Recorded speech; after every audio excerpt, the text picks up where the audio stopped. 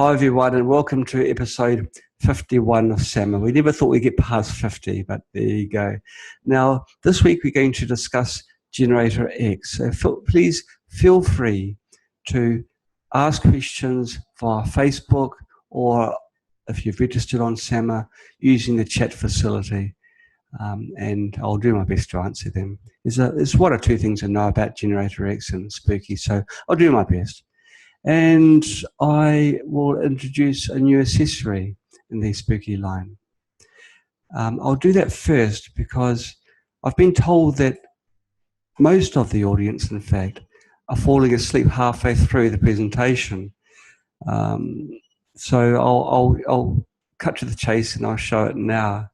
Now, this is our new accessory. It looks very similar. I'll put it on my white background so you can see it clearly. It looks like our Spooky remote, and in some ways it is modeled to look that way, but it's very different. What it is, it's a sample holder. It's for use for GeneratorX. As most of you all know, GeneratorX performs its biofeedback by monitoring the electrical signal that passes through the output. Your body changes the signal and reflects it back to the GeneratorX electronics.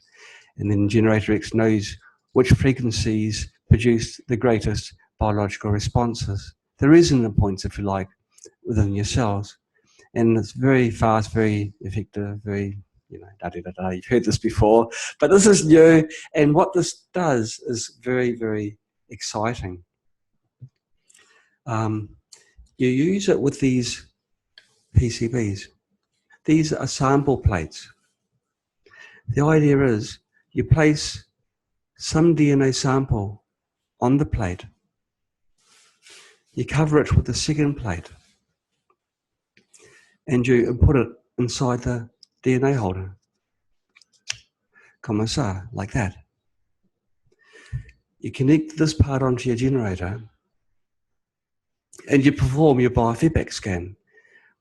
Because you're not connected with hand cylinders or TENS pads, you're not restricted. You don't have to wait around for the result. And so you can perform a biofeedback scan more accurately. You do it more accurately by increasing the samples per step. If you have a samples per step of 10, that means that for 10 cycles, the generator will measure the value of that frequency before it steps to the next frequency, and it will take the average of those 10. And so the effects of electrical noise and other spurious signals is reduced markedly, and the results are smoother. The regular biofeedback scan that comes in the preset for GeneratorX is, it uses a samples per step value of 1. It goes for a blast for just over 6.5 minutes, which is extremely fast for the frequency range. But you can get the accuracy greater still by slowing it down and increasing the samples per step. So we put our sample here. What sort of sample can you use? You can't put nails. The reason you can't put nails is these plates have to be virtually touching. For all intents and purposes, they are touching. So it's an extremely small gap between the two. You'll be asking right now, why is there a gap when I've just said the word touching? Well, on the inside of these PCBs is a ring, a white ring. That's a screen printing on the printed circuit board. And there's 2 more here as well. The thickness of this ink is the gap that is presented for each half of these when they join together. And so it's like a tiny, tiny gap between these 2 plates. And what this does is form a capacitor. It forms a biological capacitor. The sort of samples that you want to put in here, I guess the ideal is blood. But one thing that's much more convenient is saliva. Saliva has a terrific amount of DNA and a terrific amount of pathogens that are residing inside your body within your saliva. As you know, you can catch many different diseases just through doing things with your saliva, let's say. And so saliva certainly is a very viable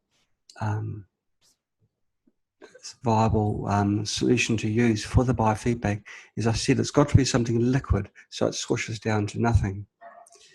And so you put either your blood or your saliva or something else. If you have got some other type of cell tissue that you can put in there, that's great, as long as it's very, very, very thin. And you sandwich it like this. You have it so that these gold contacts are exposed. These are contacts that are connected to plates on the other side of this holder. And the contacts in turn contact little pins inside the holder. You can see 2 at the bottom and 2 on the top. When we were designing for this unit, I was explaining something to one of the crew here, and I drew the sample holder and I drew the pins. Then I thought to myself, gosh, that looks like a hippopotamus. So I drew the eyes and the nose and we made it a hippo. But we decided against modelling it around a hippo because it's not quite the look we're after. But we're digressing. We put the holder inside here. There's 2 locating holes here. They ensure that it's positioned correctly inside the holder. And you put it inside here and you close it up. You might want to give it a wiggle until it's secure. And now you just put it onto your generator, or it might be connected to your generator already. Output number 1. The biofeedback only works on output number 1 for GeneratorX, for both of those generators. Don't use a boost. A boost isn't necessary and only increases the amount of noise that may enter the electrical circuitry. And then you just push the do it button and the biofeedback starts. We'll be creating a preset specifically for the GeneratorX sample holder, and it'll be very similar to the existing GeneratorX biofeedback because the frequency range is pretty good. We might drop the lower frequency because we've had reports of frequencies below 41 kilohertz providing very good results, and so we may do the preset starting from 20 kilohertz going up to 18 megahertz. Wow, what a range. And then you do the scan, and then at the end of the scan you just look at the results the same as you do using your contact mode of biofeedback. Now, it's the nuts and bolts of this. I want to talk about, I've got the bottom one upside down. I'm showing you how to do it wrong. So on both sides we have the golden contacts, and then you slide it in. Maybe that's why it didn't go in so easily the first time. There we go. So you just see black and black. Now, some of the tissue that you may be wanting to sample will be quite yucky stuff. Let's say it is blood. You don't really want to be handing blood too often. So if you do use these things and you put it in and you do it, it's probably best to, after the biofeedback scan, to throw it away. You can wash these plates. After a while, the moisture will get absorbed by these printed circuit boards, and the results will not be quite so accurate. But we'll be selling these cheap, so don't be afraid to throw them away and get other ones. Okay, so that's the nuts and bolts, but there's an exciting different way of applying this.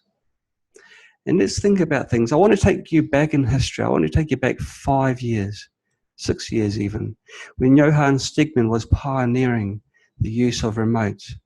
He started investigating the method of remote treatment when he found that he could cure his racing pigeons.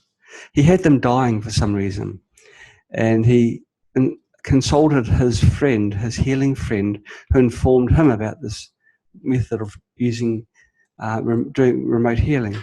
And so Johann tried it on his pigeons, and he saved his pigeons. And so he started experimenting on people, seeing if he can have a similar effect on people. So it's not just feathered friends, but also hairy friends, or maybe not quite so hairy friends, who can also respond to these frequencies. And he had success, and that's when I sort of came on the scene and tried to prove him wrong, and that's another story again. But this is one thing that Johann discovered which hasn't really been publicly stated. Because Johan was a good friend of mine, he and I talked a lot. Being technically inclined, I'd ask the questions that maybe he couldn't answer straight away, so he'd have to ask his friend. And one of the questions I asked him was this. When we are using a speaker remote, I haven't got a remote here to show you, but you know what they look like. You put the DNA in, you put it into the, the holder, then you put it into the generator, and then you run the programs. And the frequencies, because the DNA is linked to the DNA in your body, they're both created in the same space and time. The frequencies you're applying to the remote are also applied to your body simultaneously. But the question I asked Johan was this: is it a two-way street? Can the frequencies in your body also affect the frequencies in the holder? He said yes, but he will check. And he checked, and then the answer came back as a firm yes. In other words, if I put a DNA sample in here of my saliva or my blood, put it in the sample holder, I can use this also as a first generation remote. It won't be as good as a spooky remote, because this is how it all started, so we've advanced from there. But think of it. We use this for biofeedback scans. After the scan, you can use it for treatment. And think about this. We can automate that. So during the course of a day, we can do a biofeedback scan. We can then apply the frequencies that were returned by the scan automatically, and then do another cycle of a biofeedback scan. So you might do 10 biofeedback scans on the one sample in one day, and 10 slightly different programs each time will then be run. After each program, the biofeedback scans will change the values to reflect whatever the program, what effect the program's had. And so always the cells that, the pathogens which are the noisiest, they'll be the first to go. And so at the end of the day, just think about it. You'd have killed off pretty much all these ones that are, bothering you. The amount of work to do this manually is quite intense, which is why we create presets. But we also say, look, run a preset every 3 days. We're doing that with Spooky Pulse. With GeneratorX, we say do it every day because it's actually fun doing a biofeedback scan. But here, it's like doing it 10 times and it's automatic. And the treatment afterwards is automatic. And so really, when you think about it, it's a great idea. You don't need to know what it is that's wrong with you, because the biofeedback is telling Spooky what's wrong. Your body doesn't lie. And so according to the results of the biofeedback scan, Spooky automatically throws the frequencies down to the same device. And so it does a biofeedback scan, then does a 1 hour program, to run the frequencies that were found with the biofeedback, and then does another biofeedback scan. Now I'm telling you things which aren't in Spooky yet. This was my Monday job. This is the Monday gone. And so things have come up since, between then and now, and I just haven't had the chance to write the code for this. But it's my full intent to modify Spooky so it has this facility. So if you've got something wrong with it, you really don't know what it is, and it's just ongoing, and that, a preset to treat serious conditions is quite complex. You know what they look like. You've got to run one thing, then you've got to do a biofeedback, copy and paste the biofeedback results into the preset, then run this preset on generator number 1 and this on number 2, and la da da. It's very complicated. And life's too short to be reading manuals. So I think the new generation of approach, if you like, is to use this on one generator of GeneratorX. And GeneratorX has got 2 generators. On the second one, run a detox program 24 hours a day, 7 days a week. And so one is doing all the treatment and the other one's doing all the cleaning up afterwards. And so that's that's brilliant. So that's it. So any questions about that? I'll just see if any questions have come through. Let's have a look. Yes, okay. Bev from New Zealand is asking, if you do 10 feedbacks in one day, wouldn't you also need to be doing a lot of detox at the same time? Yes, well, you do the second generator with the detox, and so that'll be running all the time non-stop. And of course, it's always best to have more generators to help the treatment overall, especially for the serious conditions. I generally give the cheapest solution because we're aware that people, they spend the money on their drugs and doctors, and they haven't got much many funds left over. But certainly, if you've got more generators in your rig, then use them for detox, use them for balancing, and use them for healing, and let the biofeedback handle this, the serious stuff. Actually, while I'm talking now, I've already said that this as a remote wouldn't be anywhere near as good as a proper spooky remote. As you may recall, when we first started developing remotes, it was thought that remotes were about 20 times less efficient or effective than contact mode. The current spooky remote is the same as contact mode. So we can probably assume that this is about like a 1/20th the effectiveness, but it's still getting the frequencies through. And this is all that Johann Stegman used with his pigeons. So it worked for him. With remotes, you're not really restricted to time because you don't have to hang around. You can put your saliva on here, put it all inside your sample holder, and then load the preset and go. And through the day, you'll be having 10 different programs run. And so you're not worried too much about the time it's going to take. You're going down the path of healing. And maybe it's good that it is slow. It gives your body time to remove the toxins. So that's another thought again. Now, because the DNA or the biological sample that you put in here is biodegradable. It's not like a fingernail or a hair follicle, which both of those last reasonably long. Certainly a nail does. You'd want to change this once a day, definitely. You don't want this to be drying out and caking the unit. So I'd say maybe 8 hours maximum. A lot would depend on the country where you live, how warm it is. In the summer months, you'd want to really keep an eye on it. You don't want to have it start going nasty on you. So I'd say at the very most 8 hours, which is a working day. You set it up, go to work, and come back much healthier.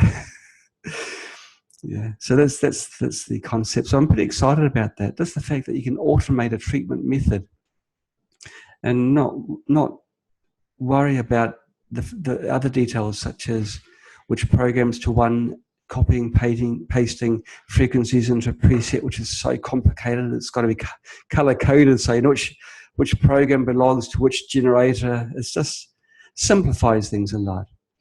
Okay, let's have a look. Other questions? Is it available now?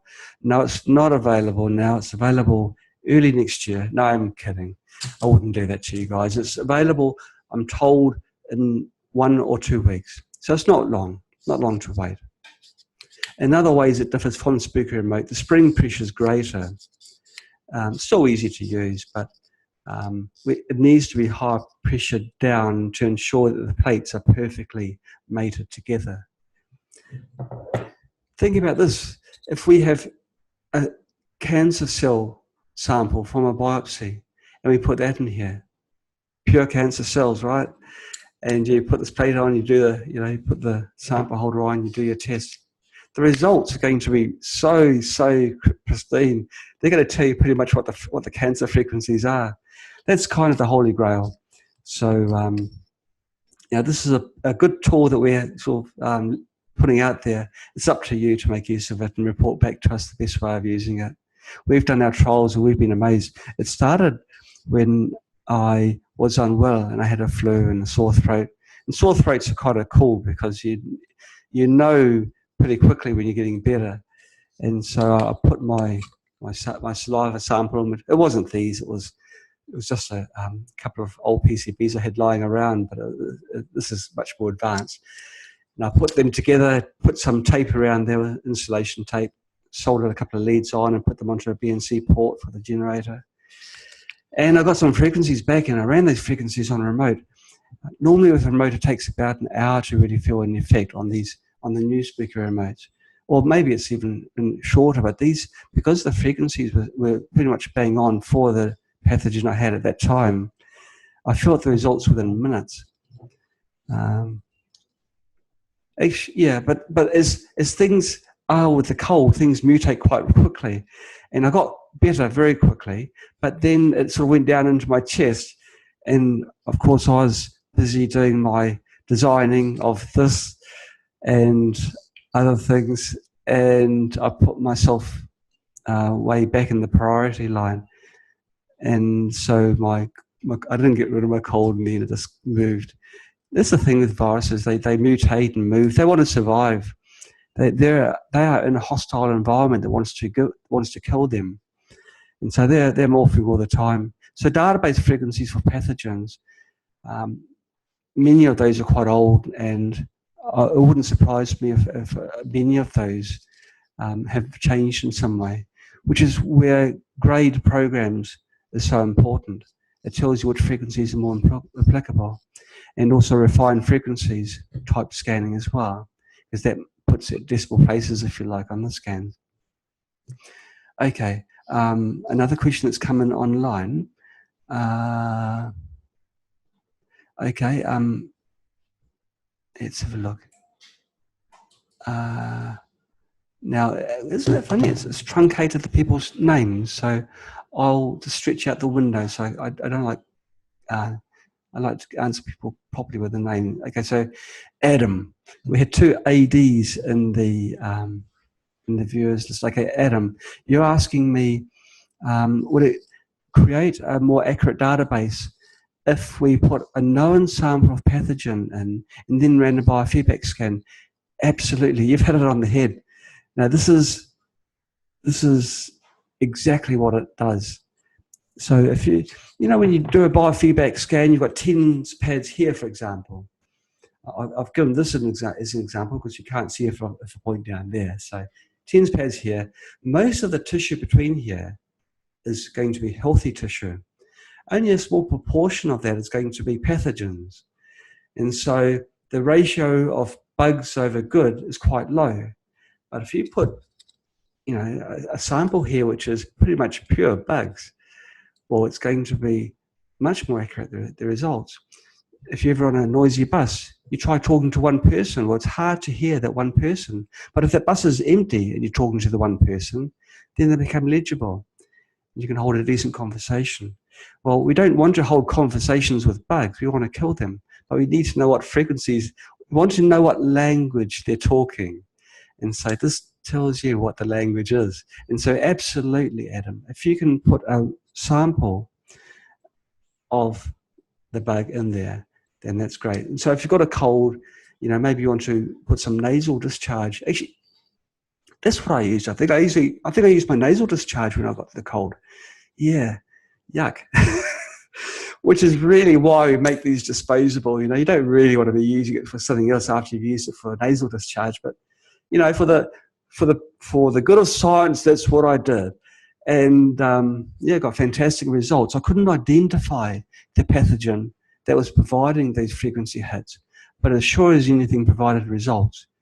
And it's not important for me when I'm sick, moderately sick, to put a label on something. It's more important to get rid of it.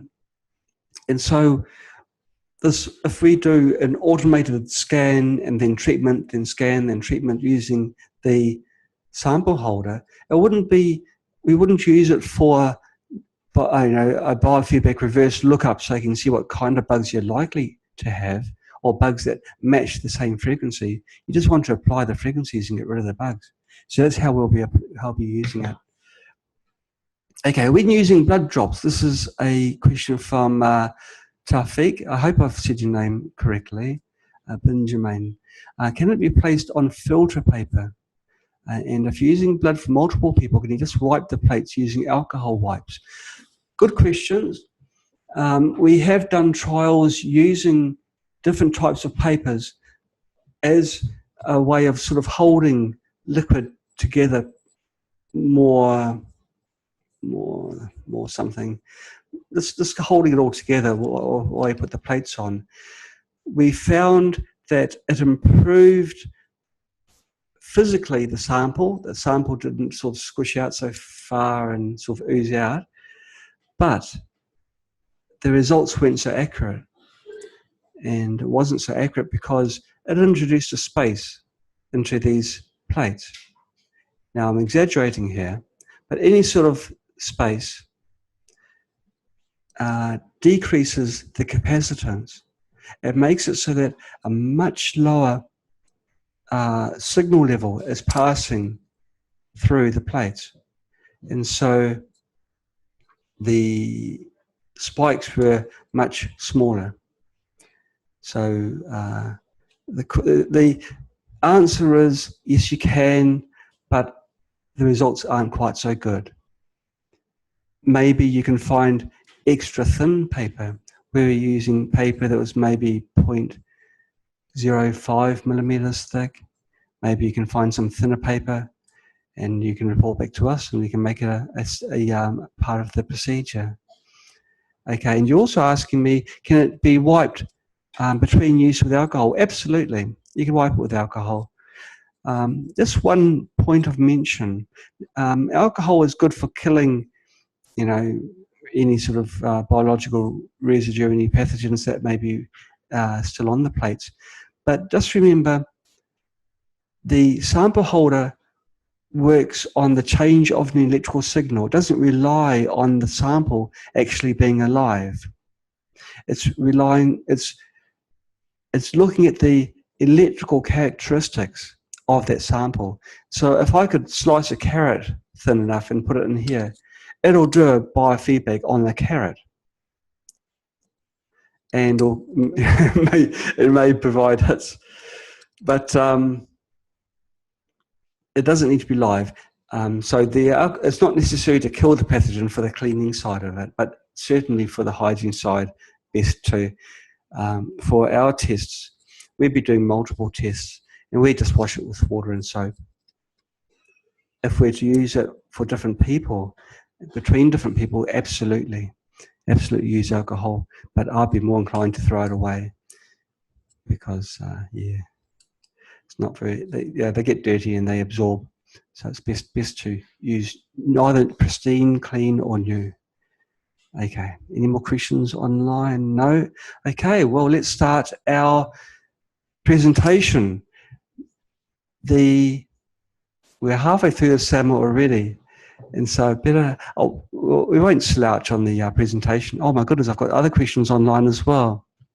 Okay, well, I'll fly through them. Can we use saliva, urine, blood, etc., nail clippings? Everything's above except for nail, because nails are too thick. So the nails will make the plates too far apart. But you can use urine, blood, saliva, any other body fluids like that. To clean it, you just unclip the plates and then you can wash the plates and then dry them. Wash them, you can use soap and water, but if you're really serious, you can use alcohol, as Adam suggested. If it's a serious disease, then certainly use alcohol, because you don't want to have any form of contamination. I would really suggest to use one. Don't use the same plates for different people. You really don't want to have any sort of contamination between the two. Do you need to seal outer perimeter with an oil so sample doesn't dry out? Well, the ring of silk screening that's around here tends to form a seal when you when you join the two together. They seal together, so it's a ring. And so when the pressure is applied, the sample doesn't hold out. And we've run it for well over 10 hours in a very warm environment, and the samples didn't dry out. But if you leave it there for a few days, you'll get caking, and that's when it gets ugly. Okay, let's have a look.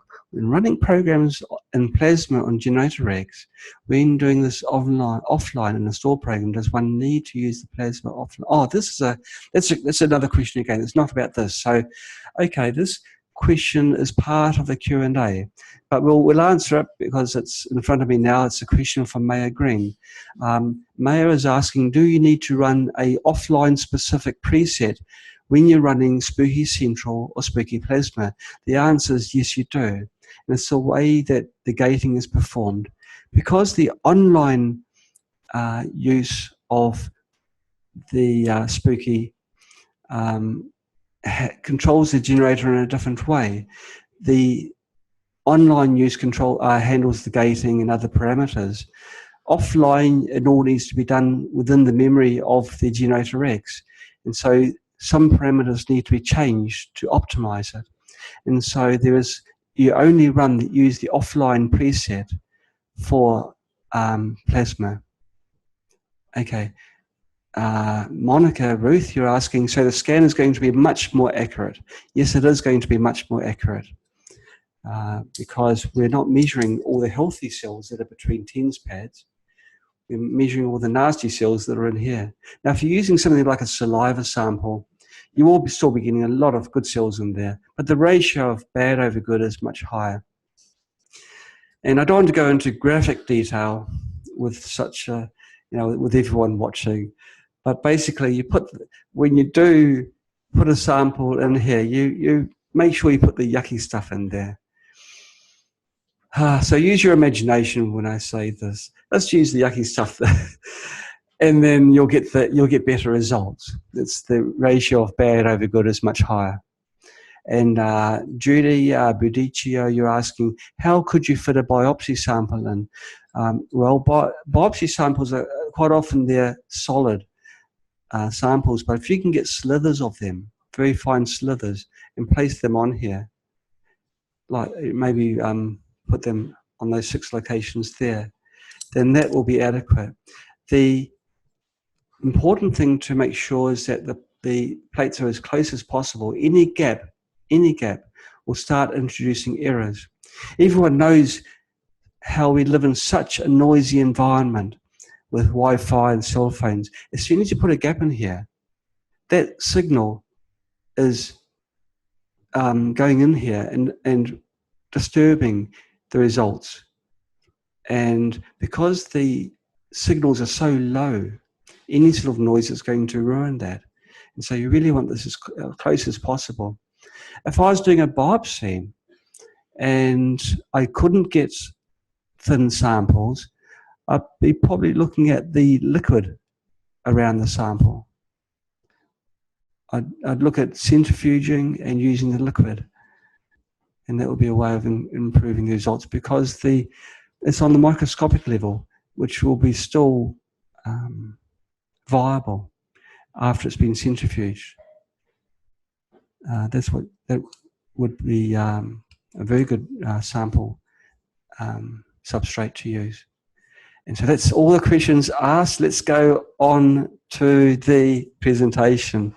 Now for the presentation, I've got to go on to share screen. And my share screen is down the bottom there. Share screen. And this is me. That's my desktop. Oh, so I don't know. Is it show? Oh, okay. So let's go. This is now I've talked a terrific lot about the new accessory. The exciting thing isn't only that it can do the biofeedback, but the fact it can also do treatment. It's absolutely amazing. So, okay, let's thunder on. We've got less than 30 minutes. Let's see if I can do it. This is general Q&A. These are questions that we've received over the weeks and decided to put it into a package now. Now, we're going to have several parts on this. We've got the I don't know why we have these contents here, because I'll be talking about it in a few moments anyway, but maybe we put it in for packing, thinking we wouldn't have much to talk about. Part 1, Spooky 2 Q&A for GeneratorX. Number 2, announcing a Biofeedback Accessory. Well, I've done that first. Now, at this point in time, I'm told that most of you have nodded off, so sweet dreams for those. The rest of you, hang in there. I'll do this as quickly as possible and hopefully as painlessly as possible. Okay, Q&A, we get it. Generator. Okay, another heading. Question, good. What's the difference between GeneratorX, which is GX, and the XM generator? Well, it's important to know that both of them are actually really good generators. We're proud of them both. They can both run the Spooky 2 presets for all our accessories. They can also reach all the frequencies that are in the Spooky 2 database. The XM generator, this is the older one. Gosh, the word older, the connotations aren't that great, but it's been so reliable, such a workhorse, that we're very, very proud of it. It's had a long history of reliability and performance. And for most people, it's a fantastic choice. We've lowered the price too. I think it's like something like $100, so it's really, really affordable. And it's, you know, economical. It's easy to create a multi-generator setup at minimum cost using those generators. Now, we developed GeneratorX because we just needed the new features that allowed exciting things like this to be developed. Also, other things were desired, such as we wanted to go higher frequencies. We wanted modulation, high-speed gating, and the ability to run without a computer, because let's face it, not everyone has a computer. It's currently our top-of-the-line generator, and it won't replace our popular and economical XM generator. So no worries. Okay, if you do not require the additional features of GeneratorX, the XM generator will do everything that you want it to do. And we've got a table below to really highlight the differences. Now, I won't point at it because you can't see my finger, but you can see the XM generator has got 2 outputs. The GeneratorX has got 4. It's the XM is slower. It's only going to 5. When I say only going to 5 megahertz, gosh, most Rife machines only go to 100 kilohertz. We've been going to 5 megahertz for 5 years now, and our GeneratorX goes to 40. The biofeedback is a big point of difference. The XM generator can do Spooky Pulse. Spooky Pulse is our biofeedback method, which we've had for several years. It's good. It gives good results, but you've got to be patient. And there's so many things that can ruin a perfectly good biofeedback, and you've got to start again. So that's a bit of a downside. Now, GeneratorX can use Spooky Pulse, but it also does monitoring of the electrical signal, which is the current and phase angle. The XM generator can't do standalone work, and the GeneratorX can. Question, can we clear and or kill via remote mode faster using a GeneratorX, using Spooky 2 XM generators? I say compared with the Spooky 2 XM generators. Now, if I was a salesperson, I'd say, heck yeah, you know. GeneratorX does everything. It butters your bread, but there's the truth. No, the speed will be the same. An electrical signal is an electrical signal. If the frequency you need to apply is higher and the XM generator can't hit that frequency directly, in that case, yes, the GeneratorX will be a better generator and will work faster, but that's very rare. Normally, you know, for all intents and purposes, for all the frequencies which Royal Rife discovered, the XM generator will do all that you want. Okay. Now, I've just had a message from my team. They've got a little bit worried with my announcement of the sample holder. They're saying to me, they're watching the SAMA from another room, and they've said to me, everything for the accessory is okay, but they do not have packing boxes until next week. So that's how new this thing is. We haven't even got the gift packing for it. So that's still being sorted out. So if you do want to get this earlier, you can chat online with our service lady. So just go to spooky2-mall.com and have a word with our lovely service lady. And I can see that's beautiful Penny. She's waiting in the wings, so she's there for you. Gosh, it really does sound like an advertisement, but I'm just saying, you know, if you want it now, we haven't got the packing material, the proper box that it comes in, but you can get it if you're really, really desperate for something now. So it's not a sales pitch, honestly, it just sounds like it. Okay, let's move on quickly. What can we do if GeneratorX is not found by Spooky software? Okay, there's several steps that you do. First of all, you make sure that you have installed the GeneratorX driver and you're running the latest Spooky software. Now, the earlier versions of Spooky do not support GeneratorX. The reason being, GeneratorX wasn't even around then. So we didn't know what, you know, you've got to have the, I suppose, the chicken before the egg. Okay, let's thunder on. Okay, there are two ways to install the driver. First of all, when you load the Spooky 2 software and Spooky finds no generators, you're prompted to install drivers. So just choose yes, and Spooky will install them for you. You can manually install the drivers by going to your tools at the top of the menu and clicking on the Install GeneratorX Drivers option. Okay, after the drivers are installed, turn on your GeneratorX, restart your Spooky software. Really? Okay. It's a bit roundabout, but there you go. You don't need to restart your Spooky software. Once you install your drivers, you can just plug in your generator and go. It's better, isn't it? But if it's still not recognized, you can press on Rescan Generators. Give Spooky a second chance to reconnect. If the generator has been successfully installed and the generator still cannot be connected, keep your GeneratorX turned on. Just unplug and replug in your USB connector. And then do another rescan, and your generator should be detected then. Can I use ultrasonic with the GeneratorX? There's not enough power from any generator generally to operate the ultrasonic device, and that includes GeneratorX. So it is recommended to use ultrasonic from Spooky Central instead. Right, love those fade outs. Standout operation. Can the terrain protocol be loaded into GeneratorX to run standalone as one program? Well, the quick answer is no. The reason is this: the terrain protocol. I'm doing too much talking. My tongue's falling asleep. Now I know what it's like to actually listen to myself. Okay, the terrain protocol consists of 15 presets. Each of them must be loaded separately into GeneratorX as programs, and each program can be run for a day. Now, the presets that are composed within the terrain protocol are chained together. The generator does not do chains, it just runs programs, and this is why each part of the chain has to be loaded in as a program. Oops.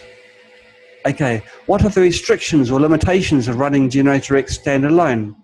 Well, up to 30 programs can be created and loaded. Each program can have a maximum of 200 frequencies, and each of these will have the same waveform, amplitude, offset, and duration, which is the dwell. The output 2 signal will always be the inverse of output number 1. We did this because most of the time, at the early stages of the design, we were thinking that most people are using it for contact mode. Since then, the applications have grown and we use it for plasma and pretty much everything else. And so we've written presets that make the application suitable, like the Plasma X. Sorry, like the Spooky Central or Spooky Plasma. You can't use output number 2 for modulation offline for Spooky Central or Plasma, but we do have special presets that do this in a different way. The frequencies are mixed with no sweeps. Are fixed with no sweeps. That means if you've got a program that sweeps from, say, 100 to 200 hertz, GeneratorX will only run the starting frequency of 100 hertz for the fixed dwell. Question: when you are loading programs for GeneratorX, do you have to remember that it was a remote or contact preset? So when you use it on standalone, you match it to how it's being used. This is actually a very good question, because you might have a preset which has got, let's say it's got cancer. It's the name. It's a cancer plasma, contact mode, remote mode. Now the function of the preset should be written into the program name. You can use a similar method that we use for our presets, where for contact you put C, or remote you put R, and it makes the application so much more clear. It's something that should have been done in many of the early database programs, because those frequencies were developed using a specific type of machine. And we don't know whether they're made with old-fashioned plasma type machines or contact mode. Most of them would have been contact, we know, because that's all that was available for most people in those early years. But we're not 100% sure, and something may only work if it's applied in one way. Okay, the advanced settings such as amplitude ramping, wobbles, reduced amplitude, and swapping of waveforms are not transferred to the generator for standalone mode. This can be a problem for contact mode applications, because you imagine you've got a program that starts at a low frequency. It's going to make you jump out of your seat, because there's no longer any amplitude ramping. That has to be connected onto the computer, so the computer controls it. If the program for contact mode uses low frequencies, you can use the colloidal silver port and spooky boost to prevent shocks. Prevent boosts. Standalone mode is not going to have the ability to replicate all the advanced processing of the software. Okay, and these are the parameters that are sent to the generator for running. It's the waveform, the frequency, amplitude, which is the size of the signal, offset, duty cycle, gate, and dwell. Question: could I just have the colloidal silver port preset on GeneratorX and nothing else? Could GeneratorX be used away from the PC with a dedicated colloidal silver program running on it? Yes. Now, most colloidal silver makers do not swap the waveform regularly. The preset for making colloidal silver does within Spooky. This means that in offline mode, you won't get the waveform swapping. And so the colloidal silver will be made in a similar way to regular colloidal silver makers that don't swap the waveforms. So the quality will be okay. You will almost certainly get some silver oxide deposits on the rods during the manufacturing of the colloidal silver, but these will generally sediment to the bottom or can be easily wiped off after making the colloidal silver. So you won't get the waveform swapping, so that the residue is sloughed off and settles automatically to the bottom. But that's not a major, and the convenience of making the colloidal silver without having to tie up a computer for 1 or 2 days is kind of cool. What's next? Biofeedback. Can the TENS internal probe be used for contact for GeneratorX scans to test uterine fibroids? Now, the internal probe, I suppose I could have brought one here, but it looks similar to this. It's a nylon probe with rings around it, and those rings are the contact points. It's not this. This is just a thermometer, but it's just for illustrating that it is about this size, I guess. Okay, no, I don't believe it can be used for testing of the uterine fibrosis. The uterus is not located in the anal sphincter. The anal sphincter is generally where this probe is placed, which is because the contact rings are next to each other. It's really the passageway that gets treated, not much around it, because electricity passes a straight line between the 2 points of contact. And so if the 2 line of contact is here, it's just going to be a short path there. And you can put it into the other orifice, but again, it's not really going as far as the uterus, which is quite deep. It's within the womb, so no, I don't believe it can be used. With GeneratorX, can you safely scan somebody with a pacemaker if the TENS pads are located below the heart? Now, I can say yes because the signal's not passing through the heart. But we are not trained medical professionals. Any advice that I give is advice on a personal level, things that I have found personally, and it's my opinion. For anything that may put yourself at risk, please always see a trained medical professional, and they'll give you the advice that you need.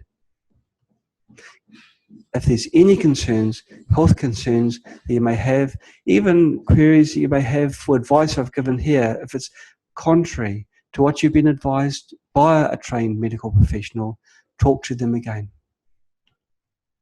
Question: is it okay to use the GeneratorX TENS pads for biofeedback close to the throat? Can I use the TENS pads little away from heart area? Bad grammar, but there. We're doing this in a hurry. Around the lungs as I started to cough as well. So it's two questions in one. Throat is pretty scary. The TENS pads in the throat may make the throat muscles contract. When muscles get an electrical signal, they tighten up. Well, that's a good thing for things like your heart, because your heart does need to do this quite often. In fact, it needs to do it quite regularly as well. And it does that for pumping your blood around your body to supply nutrients and oxygen. However, if your throat muscles do that, it can constrict your air pathways and your blood. Now, there's an important organ in your head. Most of us have one. It's a brain, and we really want to keep on supplying the brain with fresh supplies of oxygen and blood for other functions. So really, it's best not to do it. So we give a general warning to our users to never place pads above the neckline, just to be sure. The colloidal silver port of Spooky Boost can reduce it to a level where it can be safe, but because it's such a dangerous area, we still hold by that general warning of don't do it. Don't try this at home. So to scan the throat, use the back of each shoulder as the location for your TENS pads. It's close to your throat, and so the results will be similar. It'll be close to the ideal. Now, for the upper torso, if the TENS pads are inside your armpits, the signal will cross your heart. So if you keep it midway, just below the solar plexus, that's pretty much the bottom of your rib cage, you should be fine. Now, blood flows quickly through your body, so if you can get the TENS pads close to the problem area, the results should be fine. The closer you get to the problem, the more likely you will not pick up other problems that you're not trying to target. If you put the TENS pads over a high blood flow area and you're using GeneratorX, well, you will be, because that's the thing that does it well, you'll find that you'll also pick up the blood flow and the signal back to GeneratorX. The sensitivity of GeneratorX is extreme, and so it will pick up your blood flow as well. So try and avoid, major arteries if you can. So we're saying here to scan just below the torso, and just use those results for 24 hours before you try targeted areas. So if you've got a specific area, then you can scan directly across that. Wow, the big font! Don't need my glasses for this one. GeneratorX biofeedback scans between 41 kilohertz to 18 megahertz. In the old pulse scans, the range was narrower, was 1.5 megahertz to 1.7 megahertz, and then again 11 to 13 megahertz. Now, what values do we set up GeneratorX scan range? Do we set up, bad grammar again, what values do we use for GeneratorX scans to cover only the cancer frequencies?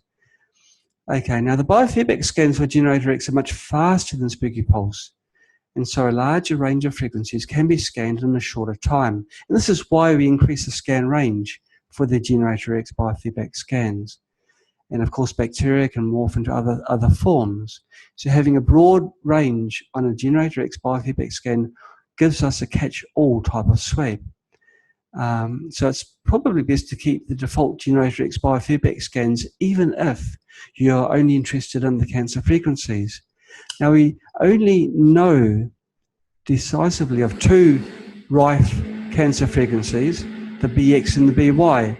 And we know that the frequency range is roughly 1.5 to 1.7 megahertz.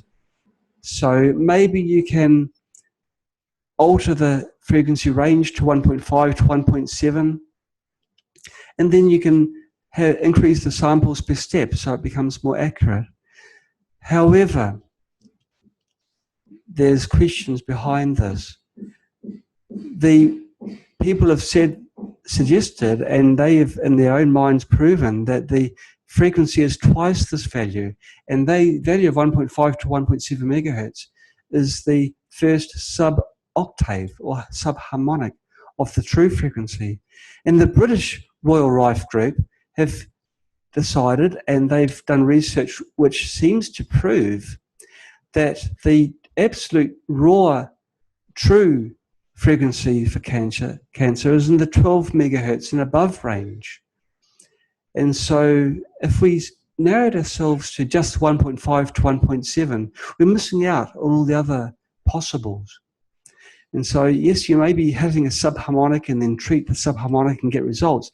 But imagine how much better the results will be if you hit the true frequencies. And so I suggest you keep the GeneratorX general biofeedback scan as it is, even for scanning something specific such as cancer. Oh, there you go. I was going ahead of myself. And this is putting words to my words.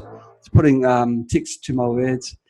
So this is really explaining why it's best to keep scanning up to the high frequencies. Now, with the pulse, it was impossible to scan a very large frequency range.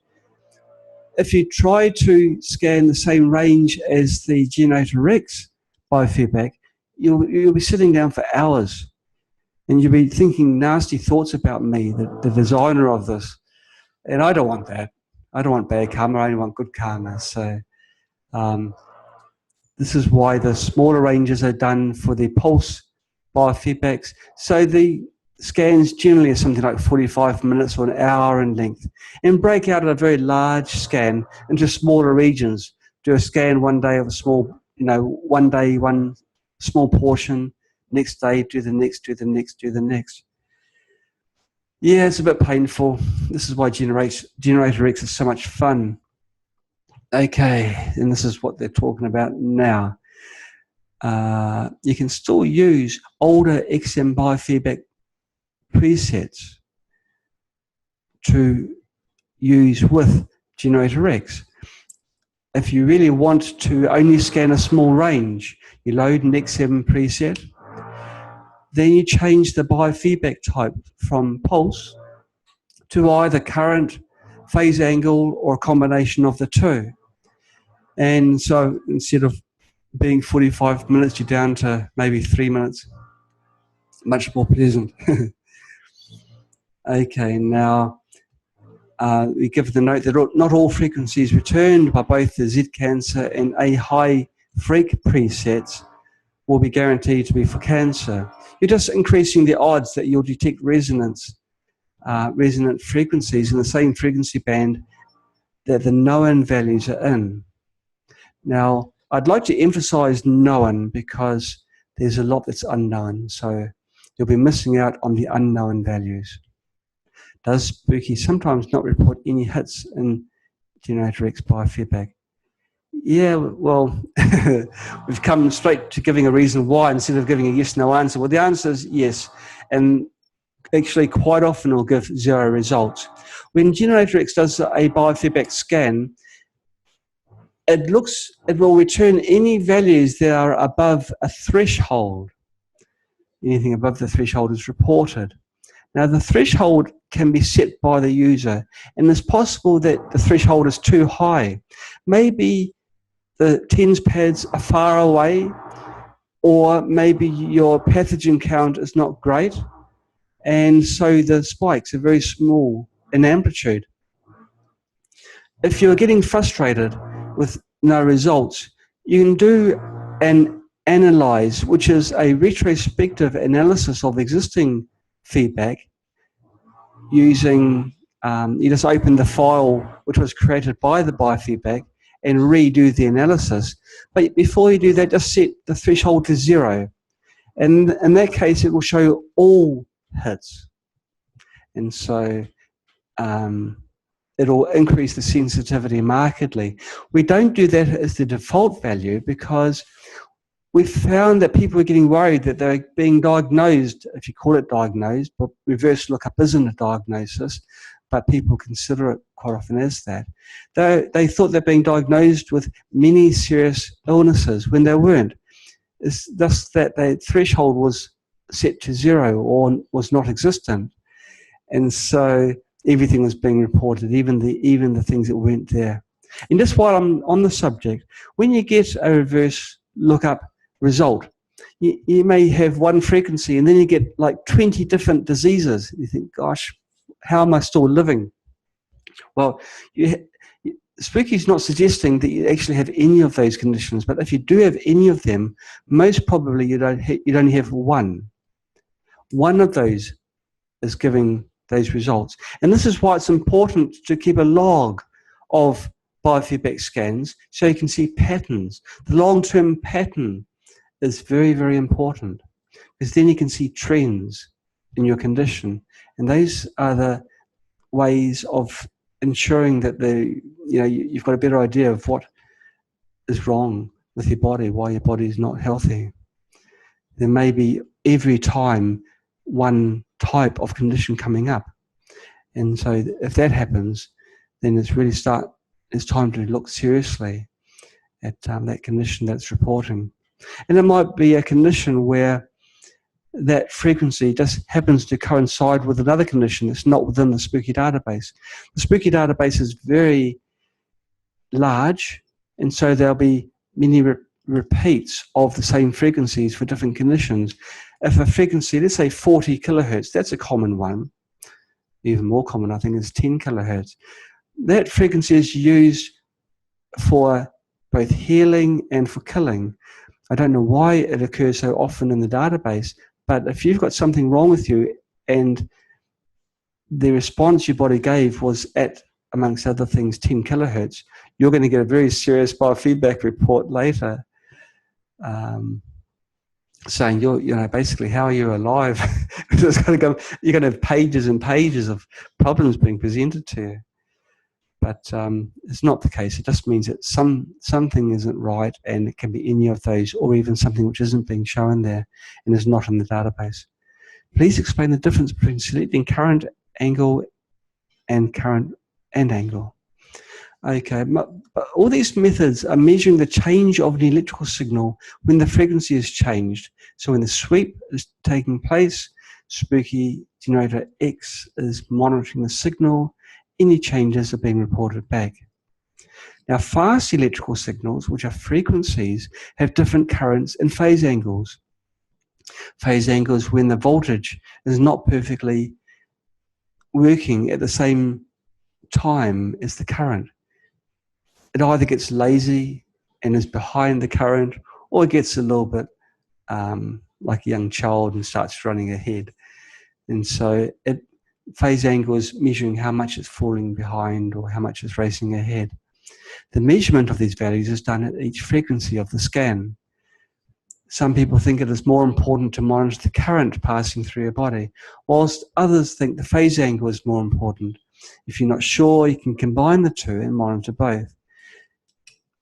Angle and current has both the ability to pull duplicate frequencies from the two other analysis methods, but it also has the ability to report frequencies that are unique, and therefore removing frequencies or culling. That means, it's not quite the right use of the word, but it means that it includes frequencies that responded well in both categories, but not necessarily enough to make them be reported individually in either of the other two methods alone. And so if you get a small peak in the current, and at the same frequency you also get a peak in the phase angle, then if it's monitoring the current and phase angle, you'll get that as a definite report back. It is complicated. They're not totally independent. For the same load, this is talking generally, if you increase the phase angle, the current will increase. And for the technical people listening, it's increasing because Spooky is measuring the resultant current. When it measures current, it doesn't measure the resistive current or the reactive current. It measures the phasor current. And so this is why both those are kind of related.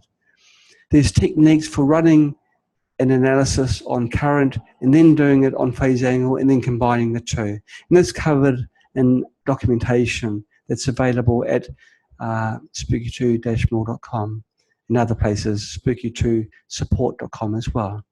Is it possible to do a grade scan with GeneratorX? Heck yeah, faster. Anything that can be done with Spooky Pulse can be done with GeneratorX. That's not what it's asking. A grade scan isn't just using Spooky Pulse though. Isn't that interesting? I haven't answered this question correctly. Well, I'll answer it correctly. We'll just ignore what's on the screen. Anything which can be done with GeneratorX can be done, with the XM generator can be done with the GeneratorX. And so you can do pulse scans, and then you can also do current scans and phase angle scans. But grade scans is when it tells you which frequencies are most important for your body.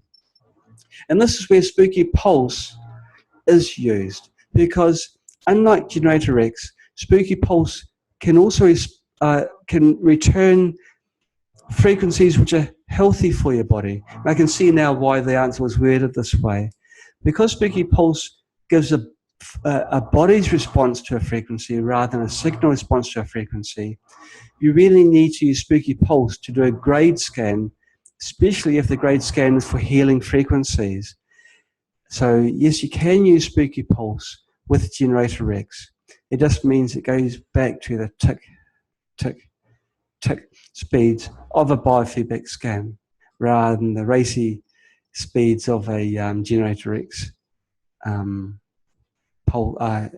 phase angle or current type scan. So that's that one. How to combine biofeedback, current and angle in a single program? Well, we'll just quickly go through the steps. This is what I touched on just a minute ago. Now, GeneratorX can monitor either current, angle, or both actually during a biofeedback scan, and they both have the advantages. Now, it's important before you do biofeedback scans using GeneratorX, you race over to your system tab and you choose log, angle, and current during biofeedback.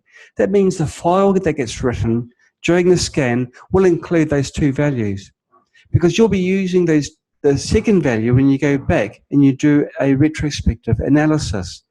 Then you choose your GeneratorX General Biofeedback Scan preset, go to the Control tab, click on Allow Generator Overrides, and choose the appropriate generator to run. It has to be a GeneratorX.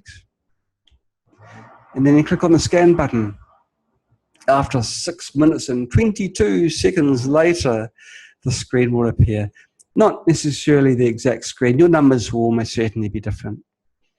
But something like this will come up. And you click on the Save icon. That's in the top right-hand corner. The screen will come up. This is the screen for creating a program from the results of your biofeedback scan. You highlight the frequencies, as you can see in the red box there, and you copy them. You right-click on your mouse and select Copy. You open up a text editor. There can be Notepad, WordPad, or anything else you like, and then you paste the frequencies in there. And at the end of the frequencies, you just add a comma, because you'll be adding another set of frequencies, and frequencies are separated by commas. You return to Spooky, you close the Create Program screen, and this Control tab is shown again. Then you need to redo analysis using angle. So you click on Angle option, and you press Analyze again. This is retrospective analysis. Sounds nice and fancy. And then you open the most recent biofeedback file and you press open. That's the one, the scan is just completed. To help you find the newest file, the file name is, it contains the year, month, date, time, right down to the seconds that the file was created. And so you just choose the one that has the newest file, if you like. And that's the one that's shown here, the one at the bottom. The scan results will reappear. Click on the Save Program icon again. Okay, now you give this is the program that you'll be saving. So you give it a meaningful name. Mummy across tummy. I'm a poet and I know it. And you see you've got frequencies there. Now you can now copy and paste the frequencies that were in the text editor into the frequencies box. So it adds to that. And in this example, you do it at the beginning. So you put the mouse cursor at the beginning of that line and you paste the frequencies in there. You can recall that at the end of those frequencies, I asked you to put a comma. And so the pasted frequencies will appear there, then a comma, and then these frequencies will continue. And so in that way, you'll be having both frequencies in the same program. And so there we go. We've now pasted those frequencies in, and we are away. And I say true, the best of both worlds. You can have your cake and you can eat it too. And so if you think that phase angle is best or current is best, but you're not really sure, well, you can have both. That doesn't happen often in life. Every time I run a biofeedback, I get a different set of frequencies. I can run the biofeedback process multiple times in a row with no changes in the settings, and I still get completely different frequency resets each time. Is this normal? Yes, it is normal. Now, if you have an oscilloscope, which is an instrument for measuring frequencies, or signals if you like, and you just hold on to the terminals, you'll see this on this TV screen, a tremendous amount of wavy lines just flying everywhere. These are all frequencies, noise in your body, which is just a whole soup of frequencies. And somehow biofeedback has got to make sense out of these signals and tell you where the strongest ones are. But for any instant in time, one may be stronger than the other. So really, you'll be getting this a lot until you do biofeedback for a longer period of time, where you've knocked back most of the noisier ones. And so you get down to the true problem cells. If you've got children, you know the noisiest child isn't necessarily the naughtiest child. And so you want to get the noisiest, well, probably bad. You don't want to get to the noisiest child, but to find the noisiest child, you've got to get rid of them. So to get rid of the naughtiest child, we'll start again, shall we? To find the naughtiest child, you've got to quieten the noisiest ones, so you can hear the naughty ones. And so this is what you've got to do. You will be getting a lot of different signals each time. But there's another thing too, you know. As you're doing treatments or even scans, the bugs in your body, they evolve to evade detection and to evade being killed themselves. They want to survive. And so we're fighting a battle with them. If they feel that there's a frequency, you know, in a certain area that they're sensitive in, they'll try and go off into a different area, or they might morph into some other state, form a protective shell around them to keep themselves safe, like hibernate, if you like. And this happens very quickly. It's not like over a matter of days necessarily. And so you will be getting different results. And so for all these reasons, it's perfectly normal to get different results. But it's not to say that the results you're getting are invalid. It means you've got to apply the frequencies that were a return and then redo the biofeedback, which is kind of where this is cool. because this will do it 10 times a day. But okay, we move on. Okay, the overall response will largely report back the cells which change the signal the most. Okay. Now the body is constantly absorbing and exchanging energies. What does that mean? Well, really, there we're talking about Wi-Fi signals, radio, TV signals, the super frequencies that are all around us. That will also be coming back in biofeedback. And it's pretty impossible to avoid being exposed to those types of frequencies. It's just a modern world that we live in. And so there's another reason why you may be getting different results. Maybe you get a small hit, but it coincides with a radio signal. So that particular point in time, it's getting a strong spike. But in other scans, it may not coincide with this radio signal, and so the peak will be smaller. Now, a way to work around electrical noise is to increase the samples per step value. Now, this averages samples, and so the results will be more consistent. And have I talked about this before? This is what this does as well, because you don't have to hang around. You can have scans lasting an hour, and it doesn't really matter. So you can have a very high samples per step value using this, and it doesn't really inconvenience you at all. Where can I find my saved scan results? Now, you can search your scan results in the Programs tab. You make sure your biofeedback is chosen in the database column on the right. That's circled in the red box. If you have that selected, any biofeedback scan results that have been turned into a program will be shown here. Now, if you haven't created a program, if you just decided to exit out, you can create a program at any time doing a retrospective analysis, which is the analyze button at the end of the control screen. And so you can create your program, and then it will appear in the Programs tab as shown here. I did a biofeedback scan, this person asks, with my GeneratorX for my friend. And how do I get the results onto his computer so he can run the results on his XM? Now, there's several ways. Both the easiest way is the sneak in net. That's just using a flash disk. Now, you just copy it straight to the memory stick. The location of the file is given here. If you want to just make a note, as I've got the screen up. And then you just transfer the same file to your friend's computer. And then he will have the full function that you have on your computer for that file. He can do a retrospective analysis and create his own programs, or use the program that you've created. It's all there.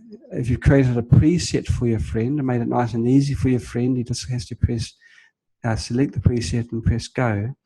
That's in the preset user folder.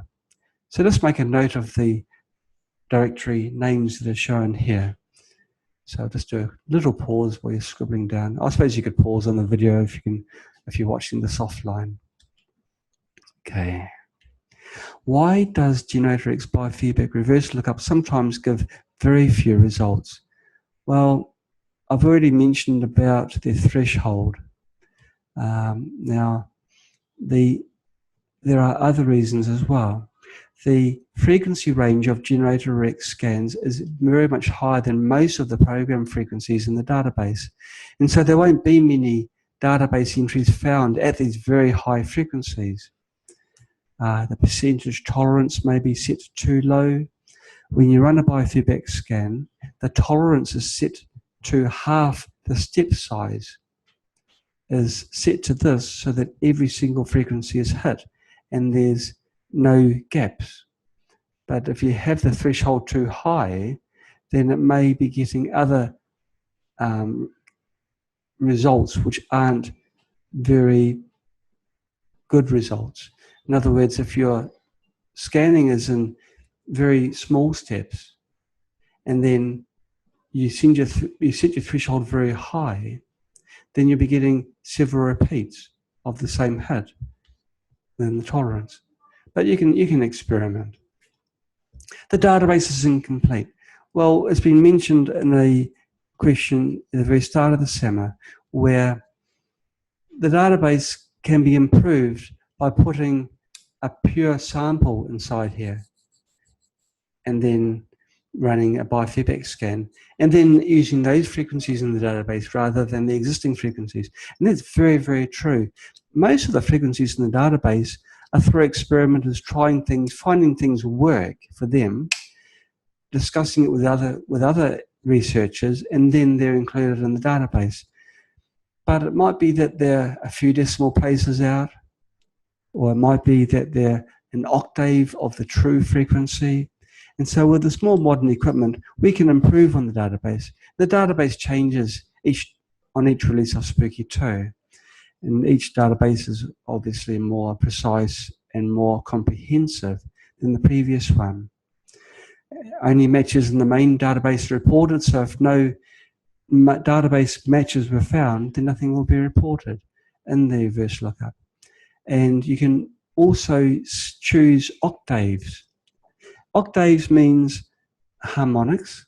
If you want to know other frequencies which would have a similar effect, then you choose the octaves, the include octaves option. Okay, let's assume you get a biofeedback hit of 6 megahertz. Now, there's not going to be much likelihood of a reverse lookup report because 6 megahertz is beyond the range of most of the frequencies in the database. Okay, but the signal response has already indicated that a cellular response has been found.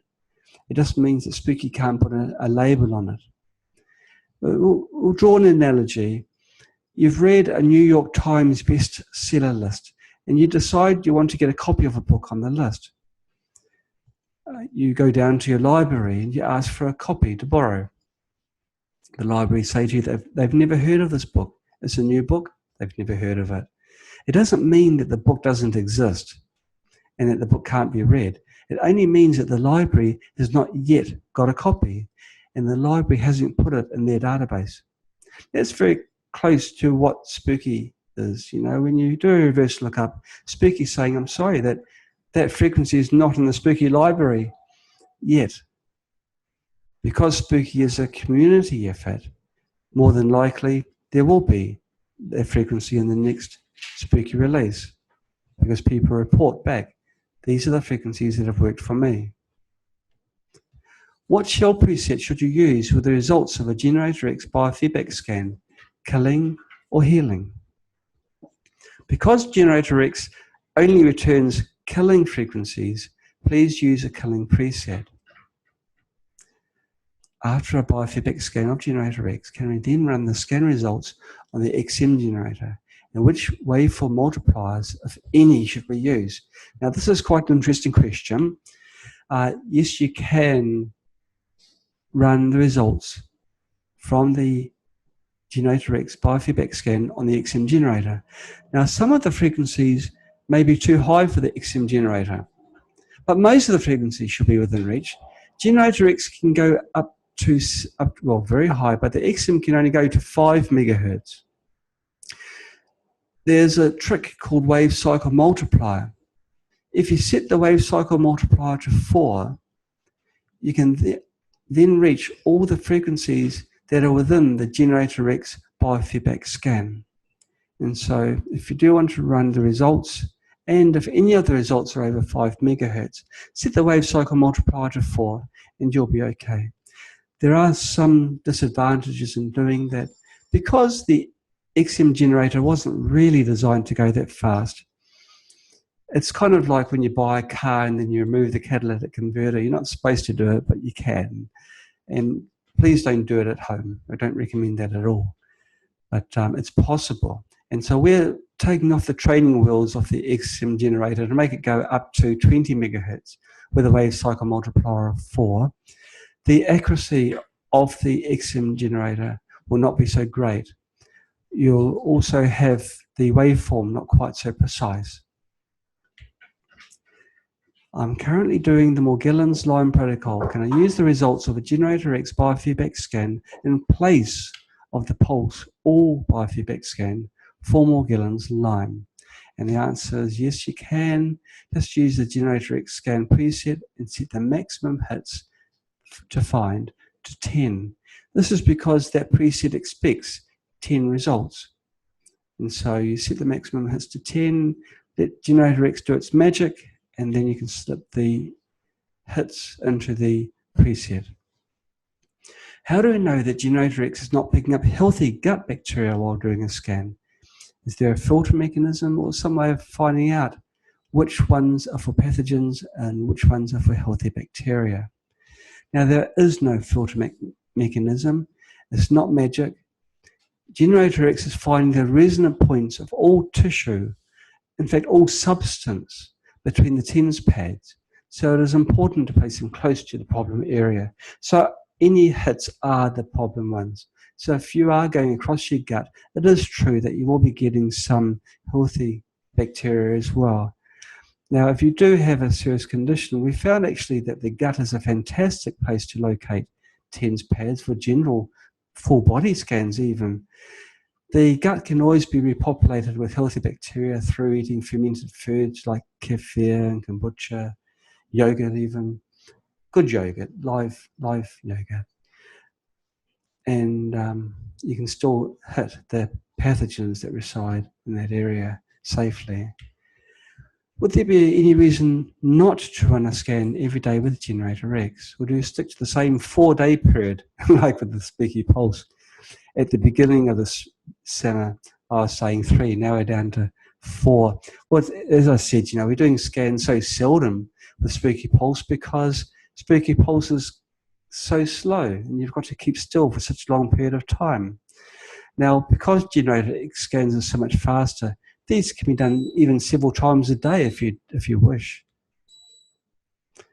Okay. Introducing the sample holder. Great. Well, this is the end of the presentation which we got ready for you. Right. Now, while I was talking, I didn't have access to the time, and I kind of figured I'd be a bit overboard. But now, some of you have fallen asleep. There's an icon that comes up whenever you fall asleep, and I see most of you have got your icon flag up, but I'll ignore that and just truck on. Now, some questions have come through while I've been talking. Let's have a look. Can we recycle plates? Okay, can we recycle these plates? We're talking back again about the sample holder. Yes, you can recycle the plates. As I said, it's best to replace them over periods of time because they do tend to absorb on the edges. Are the plates only for biofeedback? Yes, it is designed for only biofeedback, but they happen to perform the same as the very, very first remotes that were used. And so they can function as primitive remotes. How long do you keep the same sample in? Well, I suggested 8 hours or working day.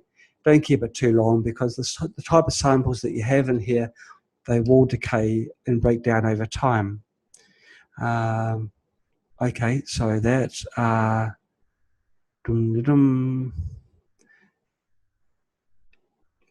yes. How good? Okay, I've done that. Okay, Maya Green, you're asking for GeneratorX offline. Colloidal silver will give less amplitude, i.e. zap, less perceived.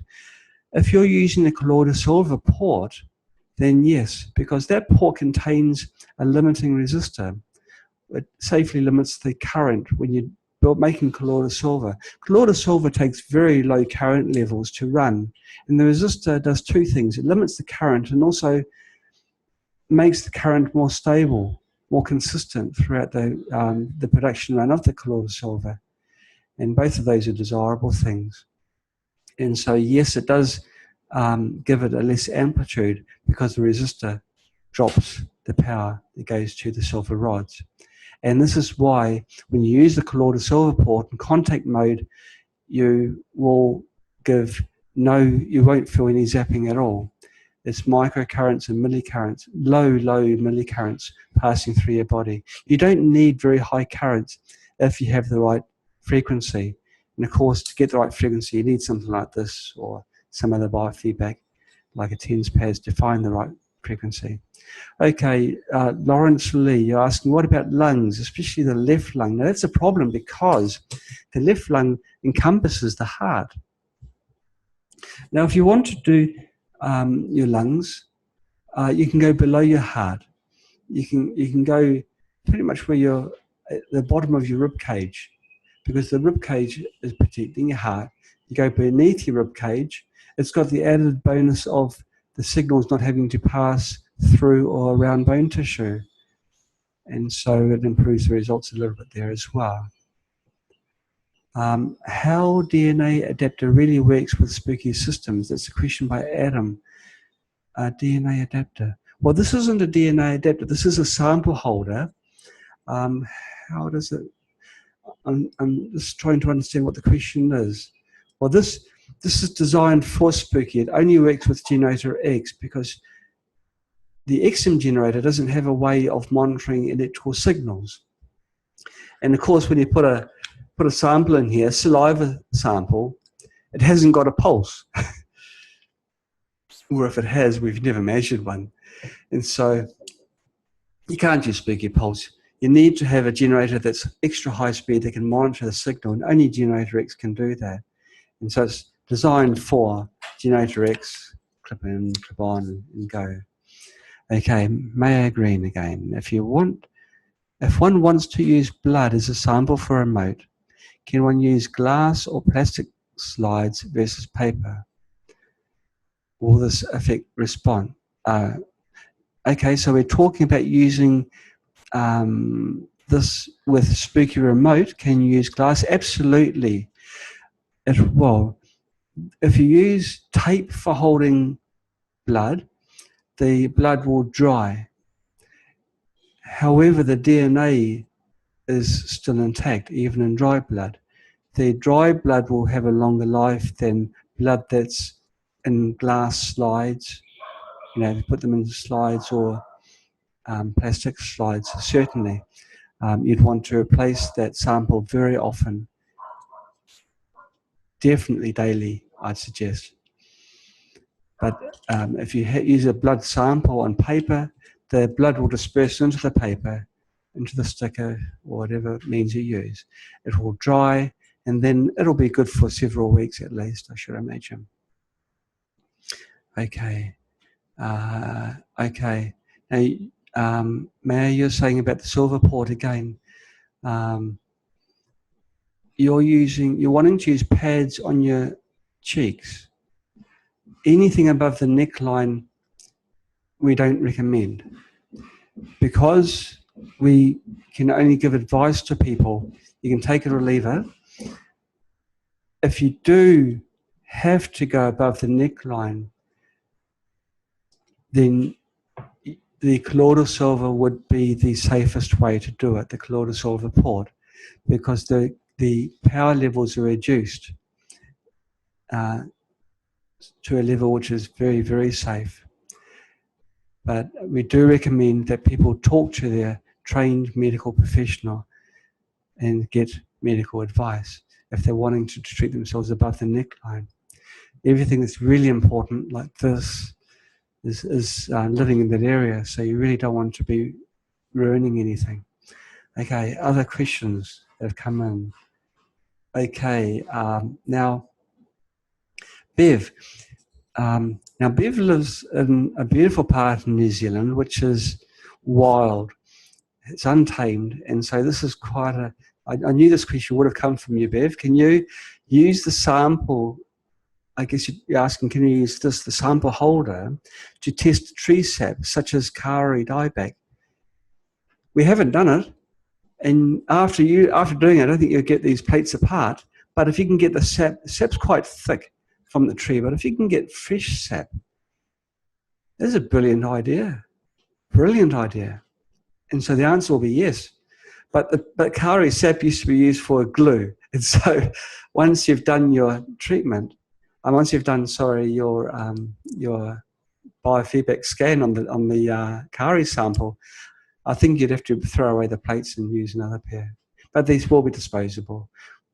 I'm we'll be giving them a few pairs of these with each unit, and they're cheap enough, so you just throw it away and use it again. But wouldn't it be fantastic? We can finally find the frequency that's killing off all the magical kauri forests that are in New Zealand.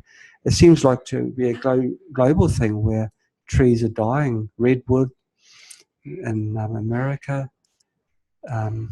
Yeah, maybe inadvertently Spooky's providing an answer for agriculture as well as for mankind. And this is where we need our users to report back to us and give us the good news. But theoretically, it should work fine. Okay. Okay. When using blood drops, can it be placed on filter paper? I think I've answered that already. Yes, you can be, but the results aren't so accurate because the plates go further apart. But maybe you can get a filter paper that's thinner than the filter paper that we used. It's just really the distance between the plates. It's got to be very, very close. Okay. And it's handy to put runtime for contact mode program, so you know how long your program requires. That's true. This was a question from Chris Brooks. That's true. Most frequencies in the database run for 3 minutes, Chris. So discount the number of frequencies and multiply by 3, and that'll give you a program time. Also, when you load programs into Spooky, Spooky gives an indication of how long the program will take. If you're using Spooky Remote and you're using a remote preset, more than likely the programs will be set to loop, so they'll be running for longer periods of time. But for contact mode programs, look on the indications on the top right-hand side of the screen, and you'll see the estimated time that the program will take. And so it is shown to you. Okay, can you please explain features of the old and new remotes? Well, the old remotes used to, the very first remotes, even before Spooky came on the scene, was like these ones here, and they were quite primitive. They didn't work fantastically well, to be honest, but they did work, and they're like a proof of concept, and we just had to improve on the concept, which we did on the first Spooky remotes, and we've done again quite substantially on the second remote. So these can't replace a remote. They can, however, still function as a remote, given enough time.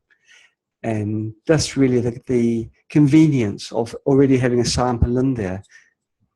It can do the biofeedback scan and then do the treatment on the same sample. It's really the convenience which is the greatest benefit of that. So you can perform multiple biofeedback scans. Yeah, it's quite exciting that. So that's really the differences. The new remotes are more effective because they use different ways of creating scalar waves. They work on DNA entanglement. These don't use scalar waves at all. They've got they create an electric field, whereas both of our remotes, our existing modern one and the earlier one, use a combination of both magnetic and electric. And you need the combination of the two in a special way for them to really work well. Okay, so that does that one. How DNA adaptability work? Okay, I've done that one. How do you remove GeneratorX programs that you have saved from? Oh, okay. Kevin Church, you're asking, how do you remove GeneratorX programs that you've saved from the Programs tab? So I'm assuming you've loaded the program into your generator. I guess that you're asking, how do you wipe the generator? Well, there's a delete button on the program loading screen. So the first thing you do, you go to your control tab and you open up the generator which you want to remove the offline program of. You press the load button, which is normally loading a program onto the generator, but you still press the load button. And there's a button on the screen for delete. And so you just highlight the program you want to delete and just press the delete button. And then you can exit out. And then you've now created a bit of space. There's also the facility of clearing all the buttons. Clearing all the programs. And of course, you can simply overwrite existing programs. So you don't need to delete and then write a new program over, where the other one was deleted. Just overwrite the old one, and then you're away. Okay, now, Adam, you've asked the question, Royal Rife applied the frequencies for a brief period of time daily and recommended to drink plenty of water. You're asking how much time is recommended with the XM or Spooky system and how much water shall be consumed. Well, it's not quite right, Adam. Royal Rife applied his frequencies either second or third day. And he certainly did, though, recommend the consumption of water to help flush out any toxins in your body. He also was using plasma to do the frequency work. And Spooky remotes don't work in a similar way to plasma. So it's possible that it's more gentle on your body. If you're using a plasma, which is a very strong way of applying frequencies, and certainly the way to use for serious conditions, how much time shall you use is recommended. It's best to continue treatments and monitor and measure results. Everybody's different, everyone's condition is different. If you've even got the same condition in your body as somebody else, the bugs inside your body will be different because there'll be a different strain of bug. They'll be tuning themselves to live best in your body. And so really you need something like a biofeedback system to measure the response and see where you're going. And also going to have regular scans in your clinic if you've got something very serious wrong that can be seen. So you continue until you get results, and you give yourself a break. If you're using plasma, you can treat yourself every day with plasma. Again, everyone's different, but if you feel any form of hyxema effect, which is when you're feeling super tired, you've got flu-like conditions, headache perhaps, these are the toxins that have been released in your body as a result of the frequency applications. And so if you do feel bad, give yourself a break, give yourself a bit of a holiday, let your body handle and remove these toxins. Run the detox programs on your Spooky generators and help your body do the work it has to do before resuming the frequency treatment. You may need to give yourself a longer break when you first start treatments, and then when your body's clearing itself of all the rubble that's inside it, then you can maybe treat yourself more often, maybe even do yourself daily, or give yourself overnight treatments for plasma. So, Spooky is always evolving, always improving, always listening to the users and sponging ideas, getting ideas and growing them to something which is really amazing. Now, I believe I've answered all the questions that come through Q&A and in the chat side of the seminar. So we'll close now. We're way overboard. Hey, thanks everybody for listening. We are very excited for the sample holder. It's taken a while to develop because there's a few obstacles that we had to sort of overcome. It's something that is inherently simple, but in high frequencies, funny things happen. Electricity bounces off wires. Things that shouldn't happen do happen. And so we had to be very careful in the dimensions of the unit, making sure that the signal integrity is high. The quality has got to be high. So this has been a major reason why it's taking such a long time. But, we've done the hard yards. We're now making the units, and, we're told in a week's time the unit's going to be ready. The box might take a little bit longer, but if you need it sooner, we can maybe sort something out. So just contact us at spooky2-more.com. We'll arrange something. We always try and look after you. So thank you very much for everybody watching. Please continue giving back all your feedback and the reports that you give, your health reports. It's important to us that we know how our equipment's being applied. We can then spread what you have learned to other people. If you've discovered something important, we can include them and create notes within a preset that then help other people. And so rather than helping the one or two people that you know, you'll be helping thousands of people that you don't know. And they're only friends that you haven't met yet. So Spooky is a big community. It's everyone working together for the greater good. So thank you so much for everybody. Now, I think if the sleeping flag has now come up for everybody that's online. Yes, everybody except for Terry Hill. Thank you for watching. Catch you next time. Goodbye.